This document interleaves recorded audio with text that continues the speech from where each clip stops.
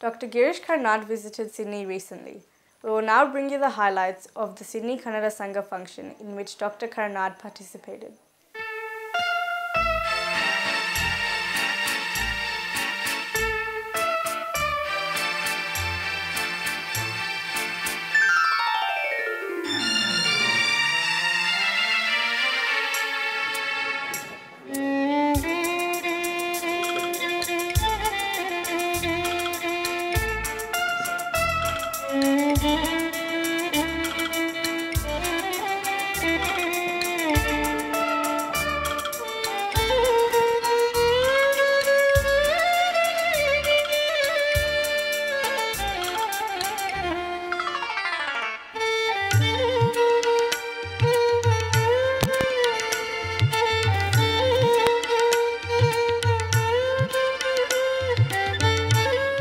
Shri Vijay Kumar Halagali will briefly give an introduction of Dr. Girish Karnad.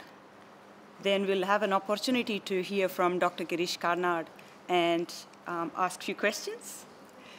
Then we'll have Shri Dakshinamurthy giving the vote of thanks.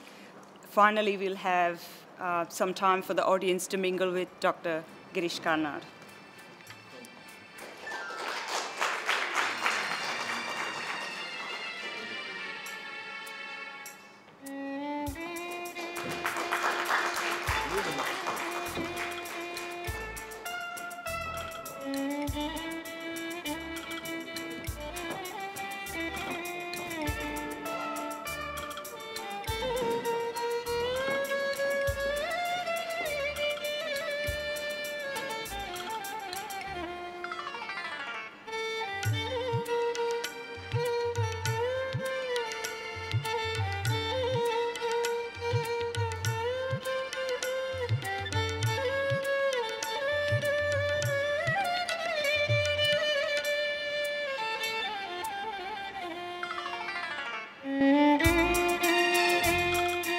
As for, let me first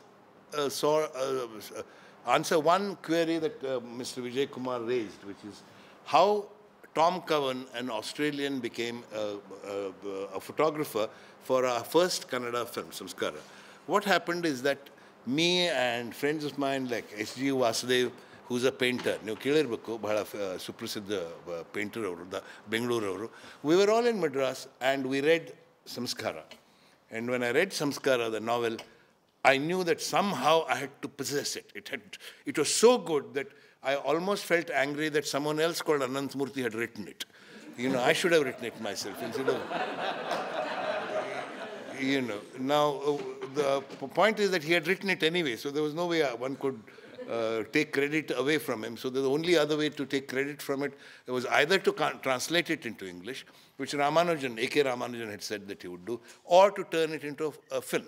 So we planned, we sat down and we decided to plan, but we had no money. Pattabiram Reddy, there was a person from Andhra man who had some experience of films, and we decided to do. And at that time, a young Australian came to Madras. He had come really to meet Satyajit Ray. And he had no place to stay. He was, in those days, you know, it was the great day of flower children. Everyone, you know, behaved like a hippie in those days. And we were quite happy to behave like a hippie. And he had come and stayed in Vasudev's house in Cholamandala Artists Village in Chennai. And we met him and we talked. I didn't know his work. Vasudev didn't know his work. We only knew that he was from Commonwealth's Documentaries Division in Sydney. So I said to him, now look, we are making a film. Will you photograph it? I mean, you have come to see India and you will see a lot of India, but you won't get any money. And to my surprise, he said, yes, I'll do that, he said, because he had never shot a feature film. He had shot documentaries and, you know, he would have had to wait for another 10 years here to do a feature film. So to him also, it was just a bolt, you know, suddenly something that had fallen into his lap like that. So he said, done, and so he became the photographer. And I must say, it was the luckiest thing that happened to Samskara. If Samskara happened, you see, because in those days, the film institutes had not started bringing out their graduates. So if you took a photographer, it was usually someone who had learnt his photography from his guru, who had learnt his photographies from his guru in the 1920s. So the photographic tradition is very outdated, and new ideas didn't come at all, not only in Karnataka, but anywhere. This was in the 60s.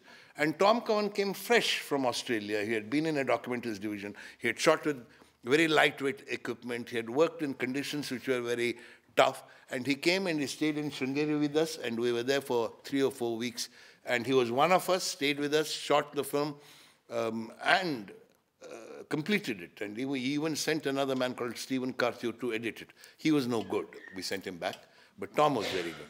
And so, in effect, I could say that if Samskara became a classic, it really was because of Tom coming. And then I would like to talk about something that involves me now all the time, which is an NGO, non-governmental organization, which my wife runs in Bangalore. So she started this organization, which is called Belaku, and started it in Kanakpura, where she had connections, which is about 40 miles from Bangalore, outside Bangalore.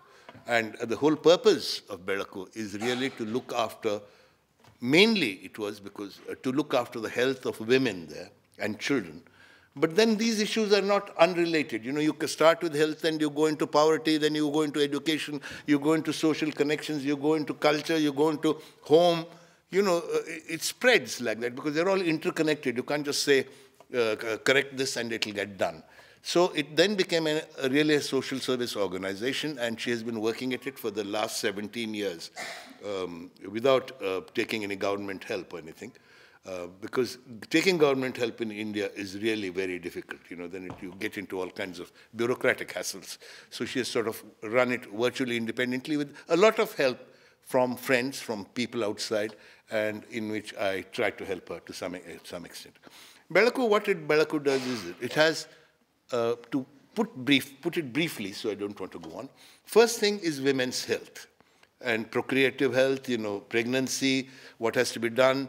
And there are workshops held on it, there's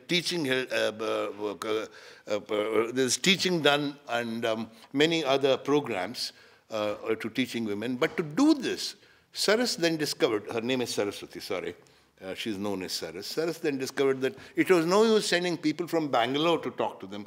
They have to know themselves what has to be done. So she started a training center where local people have been trained, local women have been trained to be available on these various occasions, you know, pregnancy, delivery, whatever it is. And as you know, in India, what happens is that you go to the government and you say to the government, you meet the government officer, who usually is very pleasant and very cooperative, and you say to him, you know, I think Kanakpura needs this, A, B, C, D. And the government officer says, done. And he takes out a file and says, it's all been provided for. You see, here is clause number 1, it has been done, the money has been funded, everything is there, so there's no problem. The problem is that it's not there. It's there only in the file. I mean, you know, the whole organization doesn't, you know, that doesn't exist on the ground. So what Saras does is actually access these government officials to say, why don't you make them effective? So if there are facilities available for education or health and so on, she gets them. But mainly she realized that the problem with the women was that they worked in the fields. They are all, you know, these are illiterate women who work in the field, and that it was necessary to make it possible for them to generate income. They had to have an income of their own, whatever it is within the, and it's only then that that they would get respect in the society. So here I am. I'm really to say if you can give anything to the fund towards funding, it will be very nice. It will be most gracious. I have done many things in my life, but I must say that the one thing I'm most proud of is being the chief trustee of Belaku. Thank you.